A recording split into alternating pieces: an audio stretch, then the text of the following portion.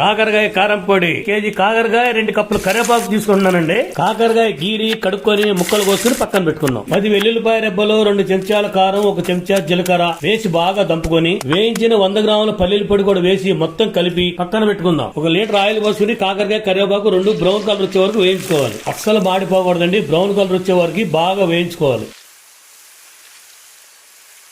చూస్తున్నారు కదా, ఈ కలర్ వచ్చే వరకు బాగా వేయించుకుని కరివేపాకు కూడా వేయించేసుకోవాలి. ఇక ఇంతేనండి, చేతులు శుభ్రంగా కడుక్కొని ఈ కాకరకాయని కరివేపాకుని మెత్తగా పొడి చేసుకోవాలి. ఇది మరీ మెత్తగా ఉండకూడదండి, ఇట్లా కచ్చా పచ్చాగా ఉంటేనే మనం తినేటప్పుడు బాగుంటుంది అనమాట. ఇలా మెత్తగా పొడి చేసుకుంటూ 1 సగం చెంచా పసుపు, రుచికి సరిపడా ఉప్పు, ముందుగా దంచి పెట్టుకున్న కారం పొడి కూడా వేసుకుని బాగా చేతులతో కలుపుకోవాలి. ఎంత కలిపితే అంత రుచి అండి, మామూలుగా ఉండదు టేస్ట్.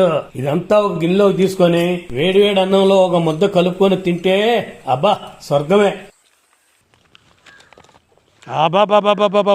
ఏం టేస్ట్ రా.